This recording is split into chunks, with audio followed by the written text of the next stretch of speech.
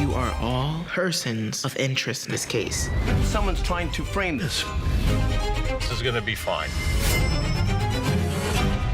Could be bad. This is an amazing season. I loved it even more than season 1. You seem to up the ante.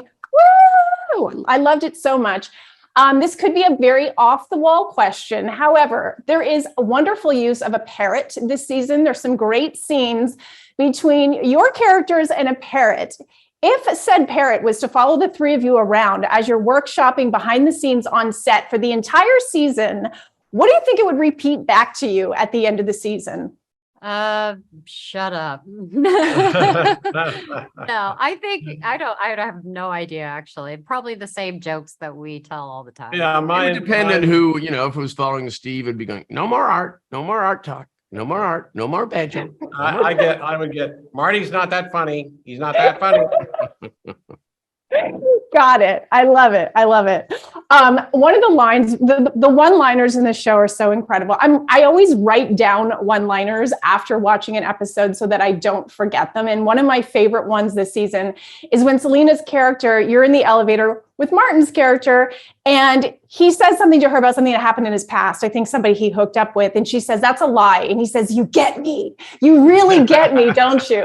I'm wondering for each of you, as you were filming this season, and I know, Steve and Martin, you've known each other for a long time. What is the moment that you looked at each other and was just like, you just get me. You just really get me.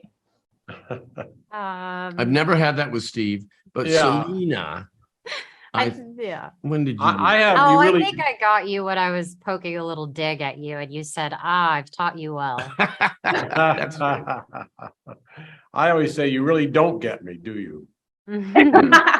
Okay, so after all of these years, I know you've probably been asked this a lot about sort of like why this dynamic between the three of you works, but if you can sort of like maybe go round robin and just tell me one thing that the other person brought to this season that you just loved, like you just loved about the other person and sort of what their character, sort of how it evolved in season 2. So maybe I'll start with Selena. You can choose either gentleman and name one thing you loved.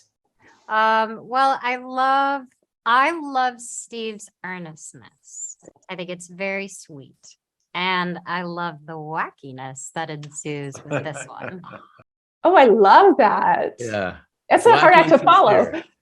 I like when I see Selena on the screen, there is so much going on. It's not just the dialogue. There's so much going on, either pain or realizations ahead of something. And it's a very multi-layered face that Miss Gomez has that is awfully gratifying, especially to work with. Steve, Yeah. For me, Selena brings a kind of third point in the triangle that just throws us, Marty and me, off balance, or our characters off balance. So it's almost like after every one of Selena's characters' lines, my character wants to go, huh? And kind of work it out afterwards. But, and of course, Marty and I have to go back a long way. So yes. We liked the precision timing that we maybe have developed over the years. Was there anything that went totally off the rails that ended up on the cutting room floor this season that they just couldn't add into the season because of time constraints or storyline? But I'm imagining you're workshopping throughout and you're practicing bits and you're doing different things. I was going to say the one thing I thought was funny was Amy Schumer had so many lines that obviously because of timing and the length of the scene, but she was killing me on set. It was really fun, but that's the only she had a million lines. Yeah. You've kind of led me to my next question. I know I'm already thinking ahead to season 3. There's always an incredible penthouse person living in the penthouse. It was Sting, then it was Amy. Who is your dream penthouse occupant for season 3? And is there a dream scenario that you would love to have play out between the three of you? I would like it. I'd like it to be Steven Spielberg, and it turns out that he's the killer. That's a good one. Brilliant. I don't know. I would be so happy if, anyone who joins our show. I personally have been a huge fan of Tina Fey, so being able to work with her is a highlight for sure. Yeah, it goes for me too. I would like to see maybe Mitch McConnell move in. Because that would mean he wasn't doing his other job. I'll leave it at that. I'll leave that one there. You touched a little bit upon sort of like the generational gap between the three of you. And I know that Selena, you now have fans that were previously Martin and Steve's fans and vice versa. You've sort of picked up fan bases from each other's perhaps generation or genre, time. Is there a particular fan encounter or something that was really sweet or unexpected that the three of you experienced?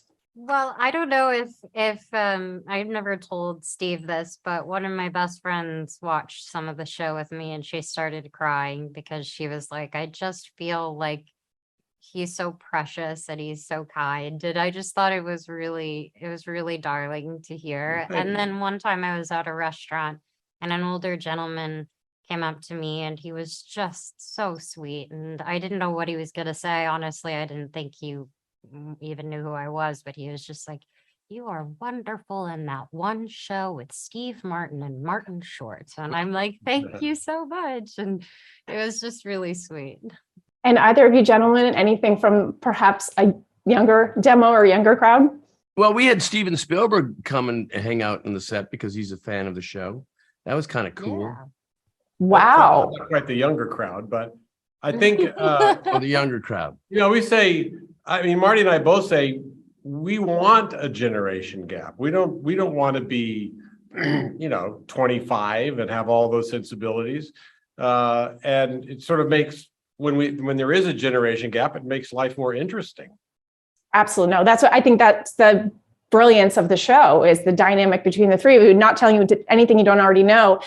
Settle the debate. My last question, there's a reference to The Wizard of Oz this season, which I absolutely loved. It's near and dear to my heart. If there was a reboot of The Wizard of Oz, which character would each of you like to play?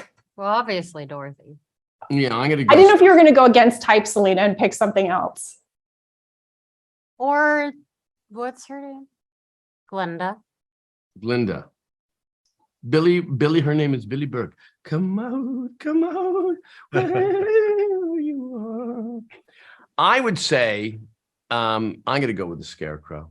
I'm going with the Wizard because it's one day's work behind a curtain.